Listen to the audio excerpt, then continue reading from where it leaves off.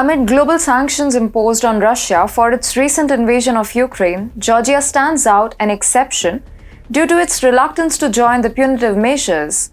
Georgia, previously invaded by Russia, has opted to abstain from Western sanctions under the leadership of Prime Minister Irakli Garibashvili.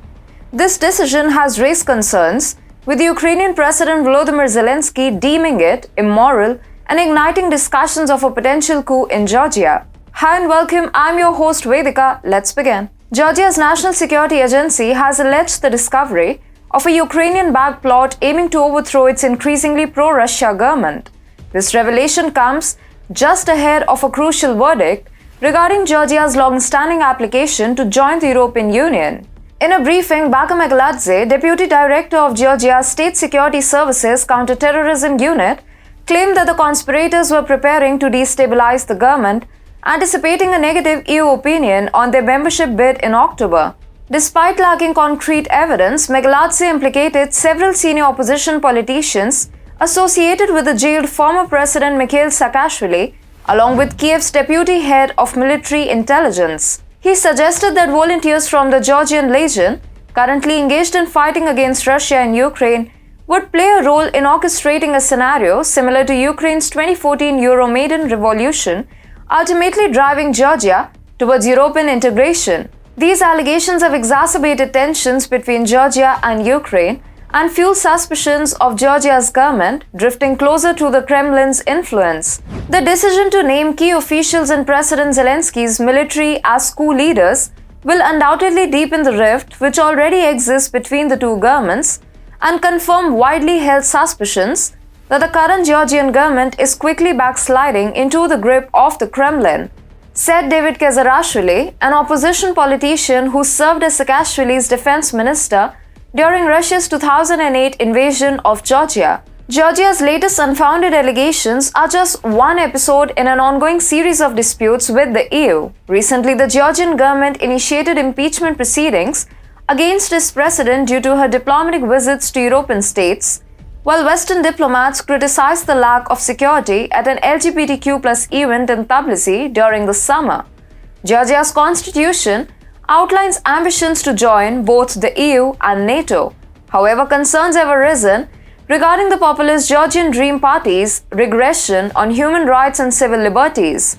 Consequently, Brussels decided not to grant Georgia candidate status last year, despite offering the same status to Ukraine and Moldova.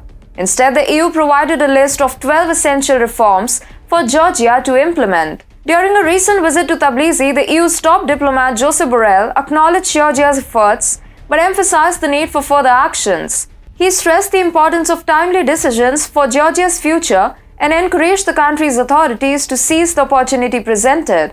Georgia's decision not to impose sanctions on Russia following the Ukraine invasion has sparked concern and curiosity.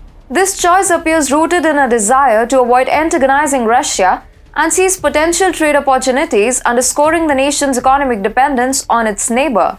Nevertheless, this ambiguity in Georgia's foreign policy has left Western leaders frustrated. Georgia's historical oscillation between Western and pro-Russian stances complicates the situation.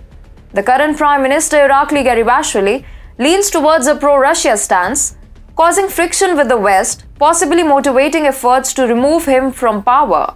Conversely, former President Mikhail Saakashvili's resurgence in media attention suggests Western backing for a regime change, reflecting Western interest in influencing Georgian politics. In recent times, Georgia has witnessed protests reminiscent of Ukraine's 2014 Euromaidan movement, marked by anti-NATO sentiments and a strong desire for EU integration. These protests have stirred controversy, with Georgian Prime Minister Irakli Garibashvili accusing Western nations and Ukraine of deliberately fomenting unrest. He specifically criticized Ukrainian President Volodymyr Zelensky for allegedly inciting mass protests in Tbilisi, Georgia, attributing the turmoil to Georgia's controversial foreign agents law. To counteract foreign interference in its politics, Georgia introduced two laws, sparking widespread opposition and unrest. Western leaders have expressed support for these protests, which further strains Georgia's relationship with its government. Garibashvili's accusations center around Ukraine's role in creating a second front against Russia echoing NATO's discussions about opening new fronts. Garibashvili's pro-Russian stance clashes with Western interests, possibly prompting efforts to remove him from power and promote a regime change under the influence of figures like former President Mikhail Saakashvili.